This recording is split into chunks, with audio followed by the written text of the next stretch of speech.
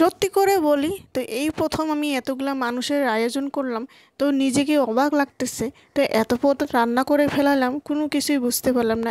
একমাত্র লাড্ডু গোপালের কৃপায় এত সুন্দর আজকে আয়োজন করলাম। হরে কৃষ্ণ বন্ধুরা, তোমার সবাই কেমন রয়েছো? আশা করি সবাই ভীষণ ভালো রয়েছো।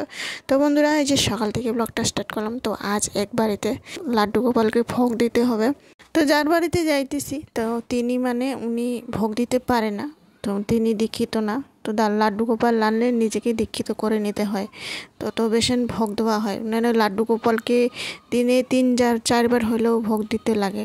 লাড্ডু গোপাল বাচ্চার মতো, ছোট বাচ্চা যেমন নিজের বাচ্চাকে আদর করা হয়, যত্ন করা হয়, ভালোবাসা হয়, তেমন করে 3-4বার দেখভাল, খাওয়া দাওয়া 3-4বার করে দিতেই হয়, বাচ্চা যেমন কি দেখা হয়। তো ভগবান ওই যে ভক্তর হাতেই রান্ধন করা, এটাই ভালোবাসে। তো যাই দেখ, ছোট হোক কি বড় হোক, একটুখানি দিলেও অনেক যথেষ্ট।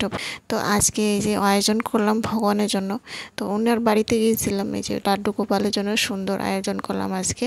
তো এতগুলো পদ আমি কোনোদিনও রান্ধন করিনি, এতগুলা মানুষের আয়োজনও কোনোদিন করিনি। একা হাতে এত সুন্দর করে এতগুলা পদ রেডি করলাম।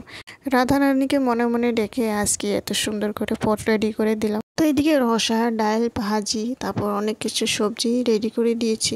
তো এই যে আজকে দুপুরে রান্নাবান্না আয়োজন, ভগবানের প্রসাদ পেয়ে এখানে আমি বের হয়ে পড়েছি। রাস্তায় নীলকণ্ঠ ফুল দেখেছি, সুন্দর, কি সুন্দর লেগেছে। এই যে দেখুন, নীলা নীলা।